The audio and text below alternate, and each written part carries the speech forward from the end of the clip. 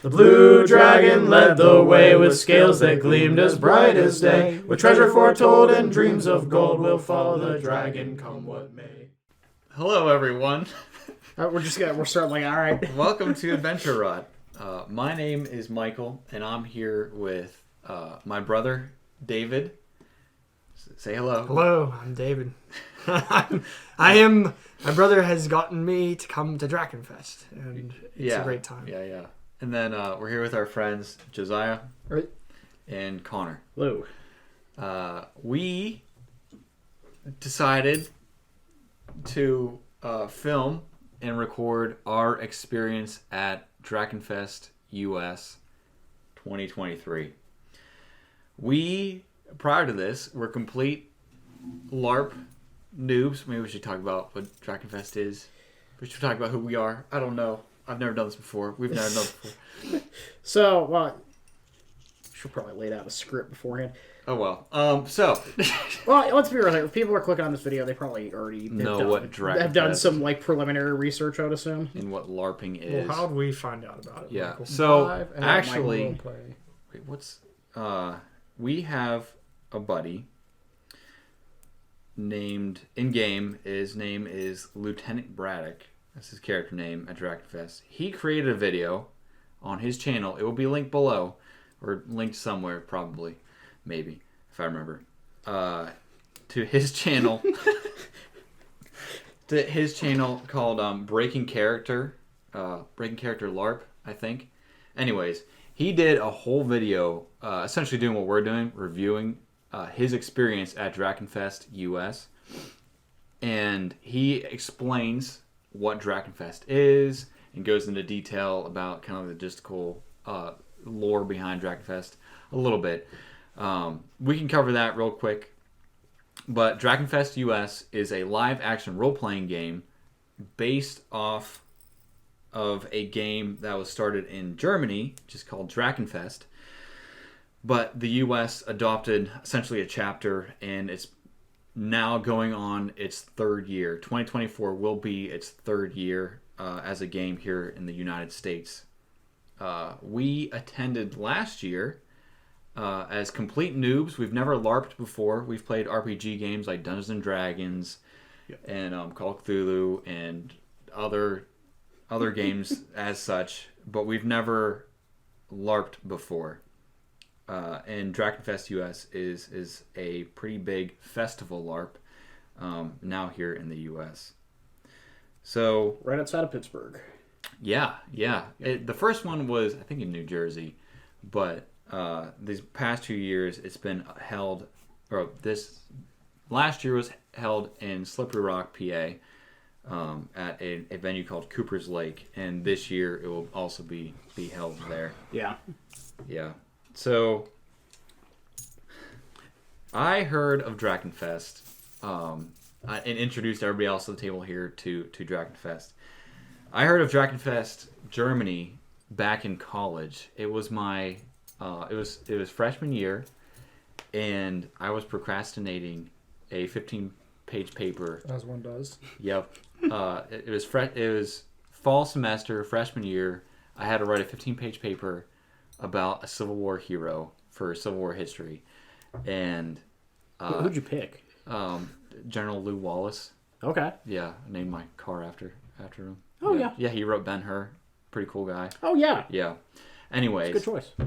Yeah, I thought so too. He was the last one that nobody else picked, and I just. I was gonna applaud you for not picking Grant or Sherman or any of the big names. No, so, I was the last on the list to pick a guy, and he was the only one available. So. Because you had the lowest grade in the class. I'm just kidding. No, it was a good class. Anyways, I was procrastinating. It was Thanksgiving break. It was one of the final days, and I was like, I gotta write this thing. And I was looking for sources on Lew Wallace, and as one does, YouTube just happens to open up, and I see a video in my recommendeds from a channel called TheIrishWill. TheIrishWill films every year. He tries to go to Drachenfest Germany, and he vlogs the whole event, and he posts his review on YouTube. And I saw that, and I saw these masses of people on a field beating the heck out of each other in full armor with foam weaponry, and it just like blew my mind because it looked so cool. And I was like, man, I want to do this. What is this LARP thing? And I started doing a bunch of research. I looked into the weapons that they were using there, found Calamasil, the weapons manufacturer, and I quickly saw the prices on there. And as a poor college student, I was like, okay, maybe in the future. And I kept up with it over the years. I would watch TheIrishWill's videos like every year after he went, and eventually, kind of forgot about it. Like 2020 happened, and sort of forgot about it.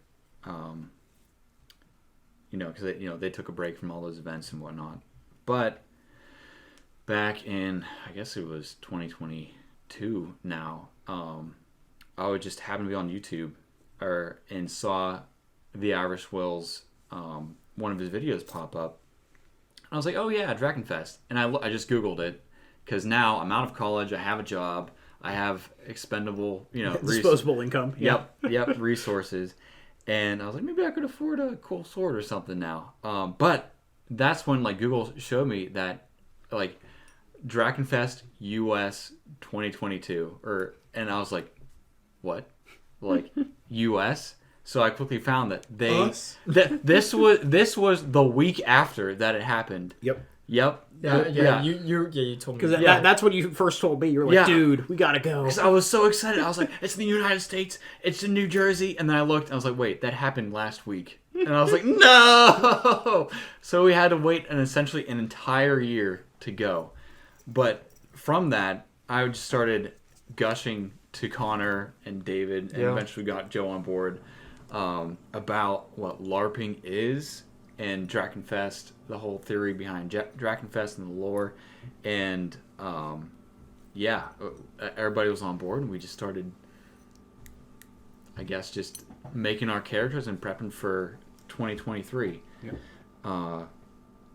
At work, I remember just consuming LARP podcast after LARP podcast, or just listening to videos on YouTube as I worked from TheIrishWill and a plethora of other YouTubers, and just listening to LARP tips, how to LARP, what do you need to bring, what do you need to pack, where to buy your weapons or your armor or different guard pieces.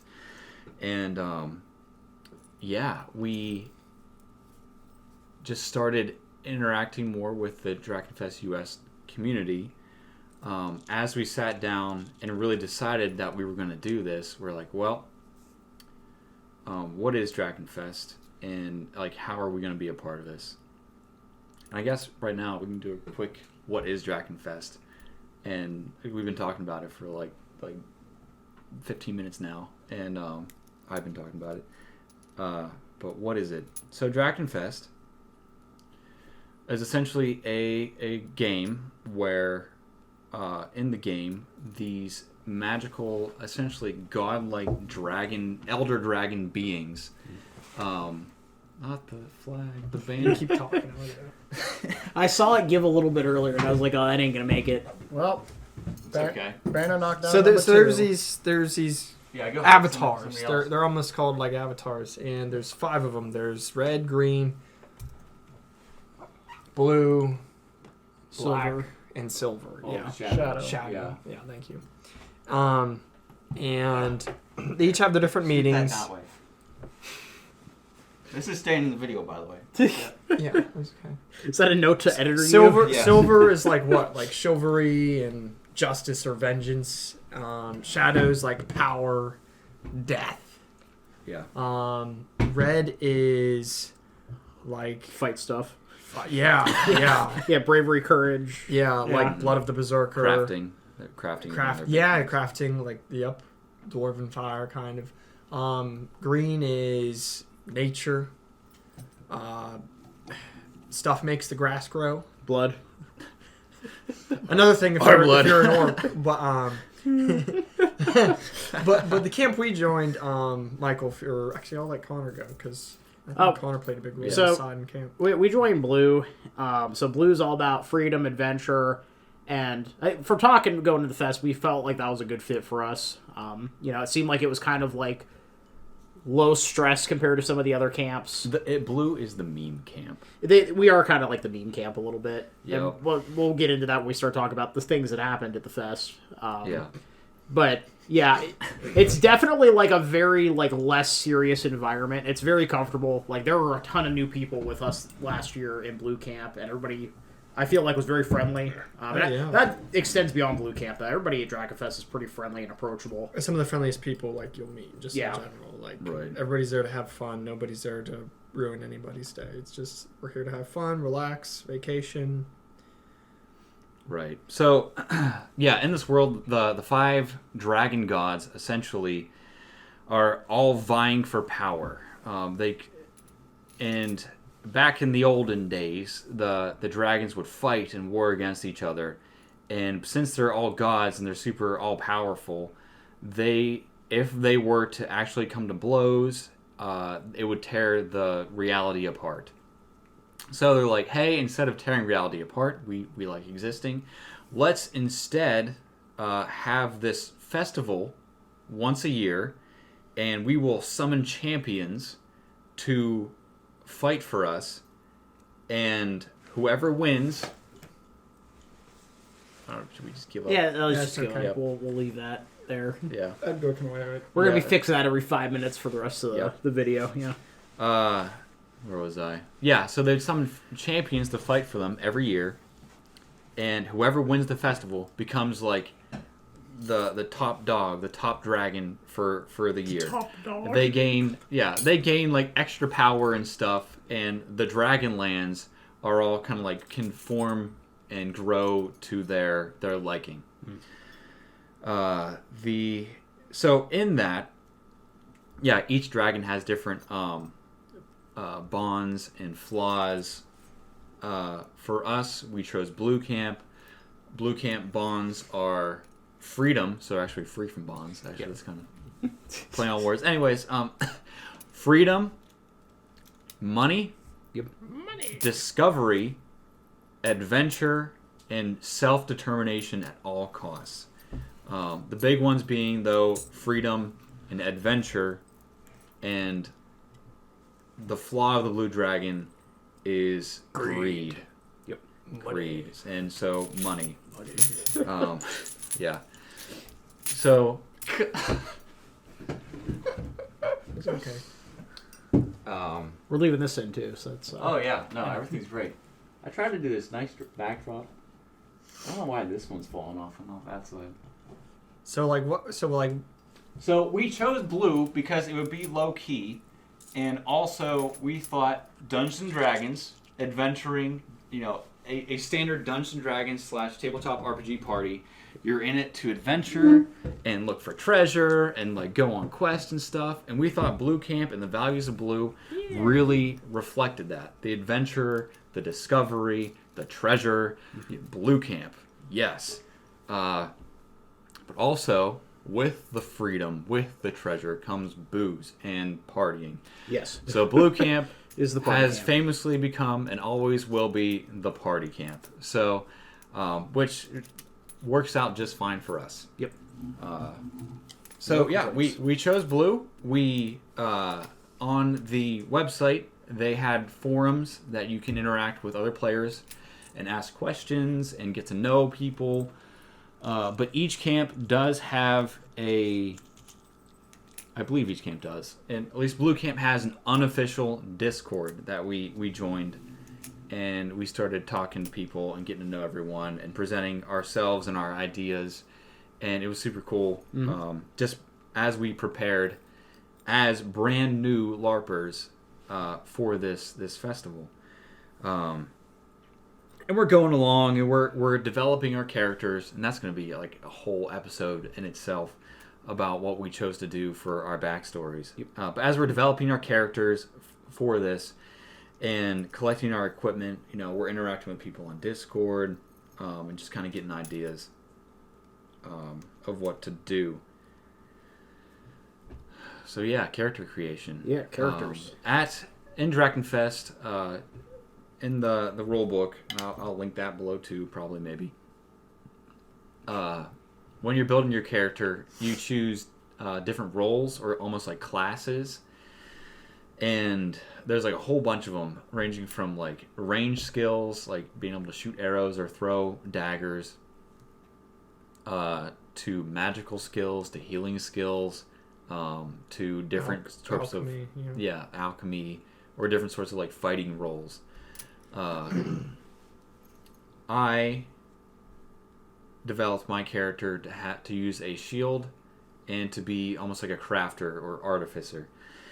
So I chose like the engineering role and the defender role. So my character can use both the shield and fix broken things on the battlefield, broken armor, shields, what have you. Your character. Yeah, so I was I want to go for two-handed weapon, and then as my other perk, I guess I chose champion. I think that was the one that gave me like extra HP. Yep. Yeah. So that's what I went with. 'Cause I wanted more of like a heavy fighter, because there's monsters and things that can be summoned in game, and those can only be damaged by two-handed weapons. So that seemed like a pretty useful thing to have. I chose striker and I think you also chose champion, right? No, he was... skirmisher. Oh, right. I had 2 short swords, and I also had a longer glaive polearm. I based my character mostly around my first Dungeons and Dragons character, who was an elf. So I thought those skills fit my character the best. Mm-hmm. And I chose using a shield and also champion. Yep, defender and champion. Yep. Yeah. We let's get into character creation. So we were kind of hemming and hawing on what we should do. We each wanted to create our own character. Yep. But since we were coming in as a group, we're like, well, our characters should probably have a cohesive kind of backstory that sort of fit together. Which is not necessary, by the way. You don't No. have to do that. Yeah. Good point. Yeah. We just thought it'd be fun. Yeah, you can come in as a group, be completely different characters, come from summoned from completely different worlds. You don't even have to have a story. You can just say, "Hey, I'm summoned to the Dragonlands," and just here I am. Yeah, just figure it out there. Yeah, Cork. Yeah. Cork. We'll get to Cork. Oh, My boy Cork. Yeah. So, what we ultimately came up with was we're all different characters from different worlds, different universes, different planes. Cough, cough, heroes. Yeah. So that was our original idea. I don't if anybody's ever looked into the game Heroescape. It's an older game made by Hasbro. And in that game, they were a Valkyrie that summoned heroes from different worlds to fight for them, all throughout different times and universes. Yeah. I'm like, that'd be cool. Like, what if we were heroes summoned by a Valkyrie, and now we as a group are being summoned by this blue dragon to fight for him? And we're like, wow, that's pretty cool. But we're like, that would be awesome for us and like all the references we can make. But we had a better idea, which we settled on, and that was to be from essentially the Magic the Gathering kind of universe, multiverse. First we discussed talking. We're like, well, if we're going to be met from Magic, well, how are we going to eventually come to this plane? We opened up with conversations. Well, what if we're like each your own planeswalker, and we come into that, and then we were like, wait, no, that's way too powerful. We're not, Yeah. none of our actual, we were just like, that would be a little confusing. So we came across, we were just talking, and we were like, this is our first time, Blue Camp seems to be, I don't know, we didn't know what to expect. We were like, it would be a lot of fun if we were like creatures, just like these summoned creatures. Mm-hmm. So, that like 1 mana, 1/1 goat or something. Yeah, if you're familiar with the game Yep. Magic the Gathering. Yep. You're these creatures that a planeswalker summons over and over, and so we kind of settled upon that. Right. Yeah, like in the multiverse, the lore essentially of Magic the Gathering, there are these beings called planeswalkers that have the ability to travel between planes. And as they're traveling, they're learning new magics. They're meeting new creatures and new important people, and they're essentially just collecting and gathering a repertoire of spells. But once these planeswalkers meet other planeswalkers, like on the different worlds that they travel to, sometimes they have beef and they fight. And at that point, they summon or cast different spells that they've learned from all these different places. And they summon creatures to fight for them against another planeswalker's creatures. And so, yeah, our character concept is essentially, what if we are essentially magic cards? We are creatures that have met a planeswalker, and now they summon us to these different planes to fight for them and die over and over and over again. In the lore of Magic the Gathering, planeswalkers were originally like these ultra-powerful godlike beings that could create things and shape worlds. They're not immortal though. Yeah, well, they were like before this great event called the Mending, and that's kind of like the game maker's way of just like, all right, we want to put planeswalkers into the game. We can't have them be like these all-powerful beings. Classic retcon. Yeah, so the Mending dumbed down planeswalkers to the point where they're kind of just like these powerful mages who travel between planes, but they can't like shape worlds, and they're not exactly immortal. Pre-Mending planeswalkers, godlike beings, would summon the actual creatures from between planes to fight for them. Like, you would get sucked from your homeworld and placed on the battlefield to fight and die, and get sent back to your homeworld. Tragic, terrible. I'm sure a lot of creatures have like PTSD. Oh, 100%, horrible. Yeah. Now, though, after the Mending, planeswalkers, when they capture the essence of a spell or a creature, they are summoning just that, the essence of the creature, not just the creature themselves. They're summoning everything they know about the creature and understand the creature to be, and they pull from the magical ether. All right, we're gonna figure it out later. They Don't put that. It's gonna make it worse. Just keep that one over there. Put these aside. So they use this magical ether to form what they know to be of these creatures or these spells or whatever. But we're like, you know what? Our planeswalker is a pre-Mending planeswalker. They are an all-powerful being. They summon us from plane to plane and make us fight and die time after time, again after again. But what happens when we don't? We're summoned to a plane, Innistrad, and we're summoned there. We fight. We do the thing. But we survive. We live. We don't die. You know, we don't get sent back to our home world. Yeah. But our planeswalker forgets about us, and we're just stuck there on Innistrad, the plane of horrors and zombies and werewolves and vampires, and we're just made to survive. You're talking about my hometown there. Yes.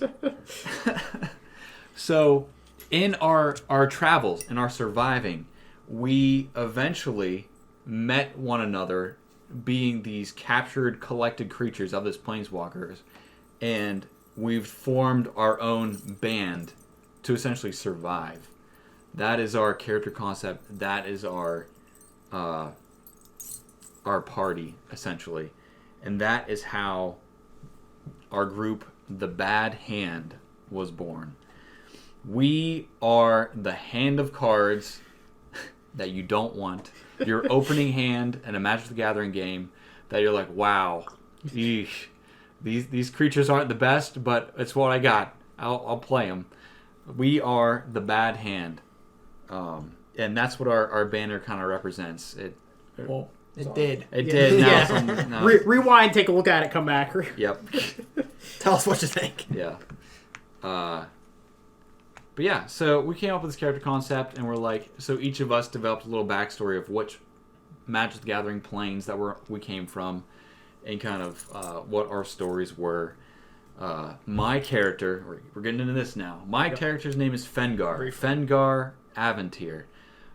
He actually does not remember what plane he's from. He's been with this planeswalker for so long, and every time he's summoned and killed and sent back, his memory is slowly degraded over time, that now he doesn't know. He thinks he has a family. He vaguely remembers, warm, loving embrace and the sound of like children. But besides that, he has no memory. He thinks he's from a very cold plane because he kind of shows up with this heavy, almost like winter survival attire. But besides that, like he doesn't know. He's like the guy you like catch like in game, just like kind of staring off a little bit, and it's just okay. Yep, pretty much. He's seen some things, can't remember exactly, but he knows, and it's terrible, and he just wants to be free. You just gotta be there with him. Yeah. This creature needs some love. My character, Dorian Blackwater. He's from the plane of Innistrad. Yeah, zombies and vampires. Yep. Fun time. He's just your average city guard fighting zombies and vampires. Mm-hmm. And that's kind of what you do on Innistrad, is just survive. Yeah, that's just the day-to-day. Like Objective, survive. Wave 1 incoming. Pretty on much. my way to the market, I killed 3 zombies and 2 vampires. It's a good day. If you're killing vampires, you're doing better than he ever did. Yeah. Yeah, that was kind of a weird coincidental story beat for those of us that have backgrounds, is we all hated vampires. We all had like beef with vampires from our backgrounds, which was kind of a nice uniting factor. Yeah. And then we ended up running into a bunch of vampires and befriending them in-game. Yep. We'll get to that. Oh, is that who? We'll get to that. Okay. I know. Yeah, funny how that worked out. Yeah. Oh my gosh. Oh, yeah. Okay. My character, Morthil Aneth. All of our names can be a tongue, like a mouthful. That was fun in game. But anyways, Morthil is my first D&D character from the Underdark campaign, if anybody's familiar with that. Mm-hmm. But anyways, he's a wood elf trade sheriff who used to just do trade sheriff stuff kind of around northern Faerun until after his incident in the Underdark, until he was taken into by the Magic Planeswalker. But he doesn't really have a huge. He's kind of still developing. He's a fighter. He loves going out, but he's very silent. But he loves to run into combat. Mm-hmm. Yeah, and I was Denian Mordrow, who was from Ixalan. And I went a little bit different with him because he's not in the Ixalan of the most recently released Ixalan set. He's actually from like 100 years prior. Because basically there's the what are the Vampire Knights called? I'm blanking on their name. Oh, The Inquisitors? Yeah, No. they're like the conquistador flavored vampires. Yeah.